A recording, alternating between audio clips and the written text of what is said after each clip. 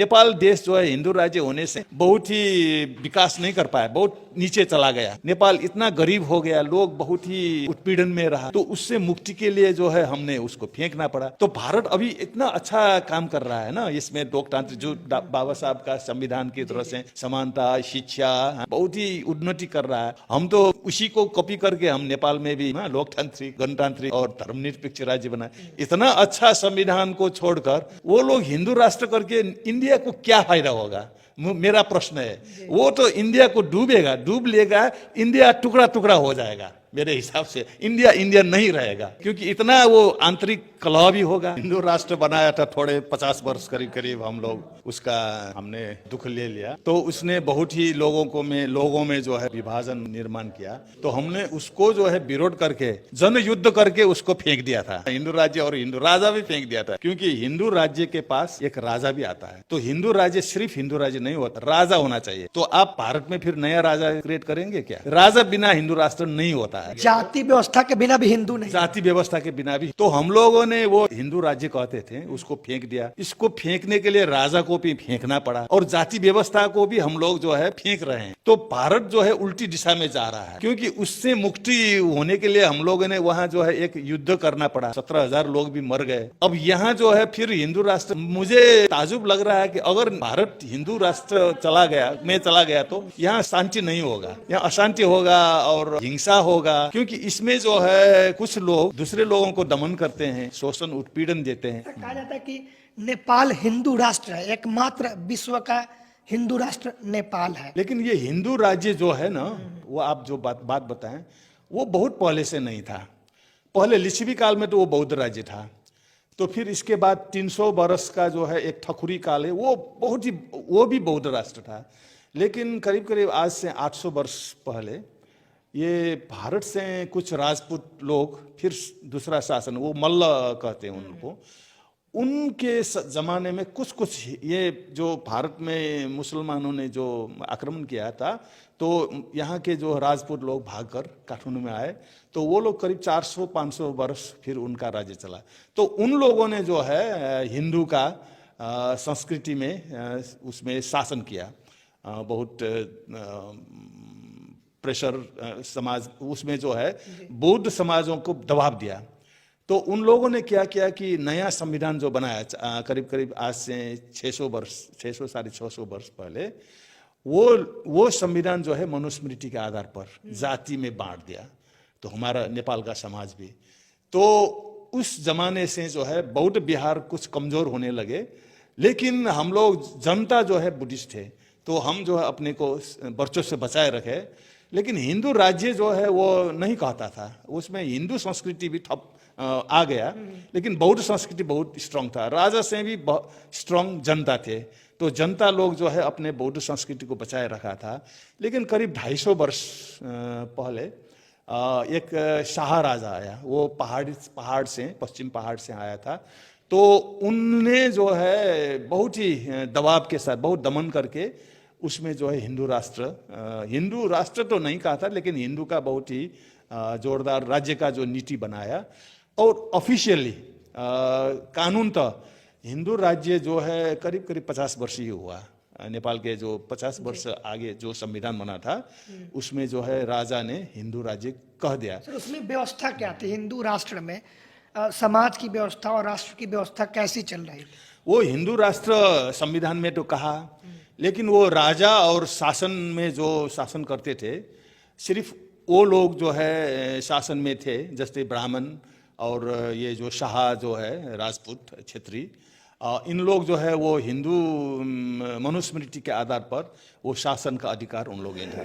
लेकिन जनता जो है वहाँ अधिकांश जनता बुद्धिस्ट ही थे। तो वहाँ क्या था कि जनता जो है शासन से ज्यादा प्रभावी नहीं थे, वो आत्मनिर्भर समाज थे। इसलिए राजा लोग आते हैं जाते हैं और अपना वो करते हैं। लेकिन क्या हुआ कि ये जो शाह राजा हुआ 250 वर्ष पहले, तो करीब करीब 150 वर्ष पहले वहाँ कुछ ये फिर ये हिंदू मनुस्मृति के आधार पर जो शासन चला है, तो उसने जो है, जो मैंने कहा ना काठमांडू में 500 बुद्ध विहार थे, वो बुद्ध विहार जो है ये लिच्छवी काल में जो व्यवस्थापन हुआ, संस्कृति विकास हुआ, उसमें जमीन था, तो जमीन से जो अनाज आते थे उससे बिहार संचालन होता था। तो ये जो 150 वर्ष पहले वो राणा शासन कहते हैं, उन लोगों ने वो जमीन भी छीन लिया, बिहारों का जमीन छीन लेने के बाद। लेकिन क्या हुआ कि अब 150 वर्ष पहले का जो था वो नेपाल में उसमें वो हिंदू करीब करीब वो शासन चला। लेकिन हम लोगों ने जो करीब 30 वर्ष पहले हमने क्रांति शुरू कर दिया, जनता ने। तो 30 वर्ष पहले जो है बहुदल, ये लोकतांत्रिक व्यवस्था शुरू हुआ, लेकिन राजा भी थे, इतना स्ट्रांग तो नहीं थे। अच्छा सर, ये जो हिंदू राष्ट्र कहा जा रहा है, इसमें जो शासन व्यवस्था में लोग थे सिर्फ वहीं पर हिंदू थे, और हिंदू कहने का मतलब कुछ, हिंदू कहने का मतलब जो है कुछ ब्राह्मण और ये क्षेत्री जो है, वो क्षेत्री नहीं था, उसको क्षेत्री बनाया ब्राह्मणों ने। वो करीब करीब नेपाल में 16-17% जनसंख्या है। वो उन लोग समझते थे कि उसके हाथ में शासन है। लेकिन अब जो है नेपाल में राजनीतिक परिवर्तन हुआ, 15-17 वर्ष आगे वहाँ एक लड़ाई, जनयुद्ध हुआ था जनता और शासन के बीच। उसमें सशस्त्र युद्ध हुआ, हिंसा, करीब करीब 17,000 लोग मारे गए दोनों तरफ से। तो राजा अपदस्थ हुआ। अब राजा जो है वहाँ नहीं है, अब हिंदू राजा जो कहते थे, हिंदू राज्य थे। हमने जो है 7 वर्ष पहले नया संविधान जो बनाया था, वो इंडिया का जो बाबा साहब ने बनाया संविधान है, उसी से जो है बहुत ले लिए हैं हमने। उसमें जो है जातीय व्यवस्था, सामाजिक व्यवस्था सब उसमें से ले लिए। और अब जो है वो गणतांत्रिक मुल्क है, राजा जो है अब नहीं है। ये लोकतांत्रिक व्यवस्था जो है करीब 17 वर्ष से चल रहा था, लेकिन करीब करीब 8-9 वर्ष जो है वो संविधान लिखने में, संविधान सभा करके लिखने में गया। उसी में राजतंत्र भी चला गया था, वो धर्मनिरपेक्ष भी हो गया था। धर्मनिरपेक्ष होने से हिंदू राज्य भी नहीं रहा। हाँ, क्योंकि बहुसंख्यक जनता जो है बुद्धिस्ट है नेपाल में। हाँ, वो सरकारी तथ्यांक में तो वो लोग मिथ्यांक है, वो उसमें जो है 10% बुद्धिस्ट दिखाते हैं और 80% हिंदू दिखाते हैं, लेकिन वो गलत है। वहाँ हिंदू कितना है कि सिर्फ ब्राह्मण ही हिंदू है वहाँ। जो क्षत्रिय लोग कहते हैं, राजपूत लोग, वो अब जो है अभी जो 5-10 वर्ष हो गया, तो उन लोगों के जान लिया कि वो क्षेत्रीय राजपूत नहीं है, वो भी आदिवासी है। वहाँ खस कहते हैं, खस जो पश्चिमी पहाड़ पर है, वो लोगों को क्षेत्रीय बनाया गया था। लेकिन अब लोग अब जान गए कि ये ब्राह्मणों का षड्यंत्र है, तो वो लोग कह रहे हम क्षेत्रीय नहीं है, हम हिंदू भी नहीं है। वो लोग जो है उसका इतिहास में वो बौद्ध थे। वो जो है उनका ये खस साम्राज्य जो था वो बौद्ध साम्राज्य था, क्योंकि अभी भी वहाँ पुरातात्विक अवशेष सब बौद्ध हैं उन लोगों के। नेपाल में जो ब्राह्मण जो है भारत से आए हुए हैं, वो 500 वर्ष से आगे नहीं था। नेपाल में ब्राह्मण नहीं थे, सिर्फ 500, करीब करीब 500 वर्ष हो गया। तो नेपाल में ब्राह्मण नहीं थे। अभी भी काठमांडू में जो वहाँ का मौलिक समाज है, वहाँ ब्राह्मण नहीं है।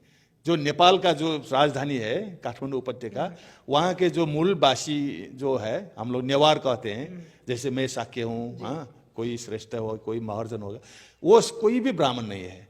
वो जितना ब्राह्मण काठमांडू में है, वो 800 वर्ष पहले 5 परिवार आए थे, उसी का जो है संतान बाकी रहा है। भारत में हिंदू राष्ट्र की संकल्पना की जा रही है, कहा जा रहा है हिंदू राष्ट्र बनाना है नेपाल की तरह, लेकिन अब नेपाल में हिंदू राष्ट्र नहीं रहा, हट गया, लोकतंत्र है।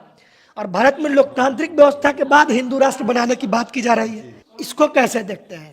ये उल्टा हो रहा है। हम लोगों ने हिंदू राष्ट्र बनाया था थोड़े 50 वर्ष करीब हम लोग उसका हमने दुख ले लिया, तो उसने बहुत ही लोगों में जो है विभाजन निर्माण किया।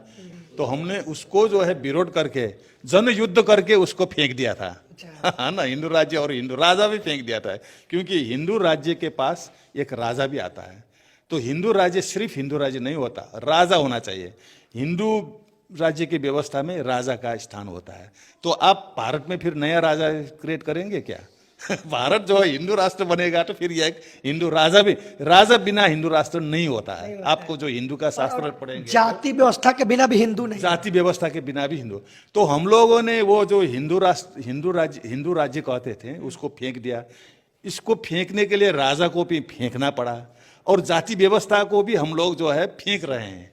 हम लोग जो कोशिश कर रहे हैं, हम लोग जो है ब्राह्मण वर्सेस, हम भी वहाँ मूलवासी का जो है एक संघर्ष हम शुरू कर रहे हैं, क्योंकि समाज में फिर पुनर्निर्माण करना है। तो भारत जो है उल्टी दिशा में जा रहा है, क्योंकि उससे मुक्ति होने के लिए हम लोगों ने वहां जो है एक युद्ध करना पड़ा। हाँ, 17,000 लोग भी मर गए।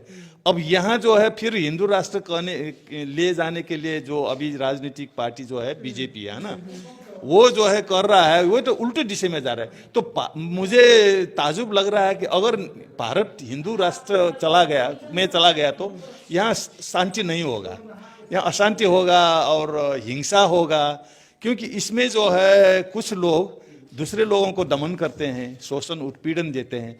तो आज के जमाने में कोई भी शोषित उत्पीड़ित होकर सहकर नहीं बैठ सकते, क्योंकि आज का जो विश्व जो है लोकतांत्रिक उसमें है, सब समानता का वो करना चाहिए। तो भारत को क्या मिलेगा हिंदू राष्ट्र जानने से, मेरा प्रश्न भी है, क्योंकि हम लोगों ने बहुत नेपाल देश जो है हिंदू राज्य होने से बहुत ही विकास नहीं कर पाया, बहुत नीचे चला गया।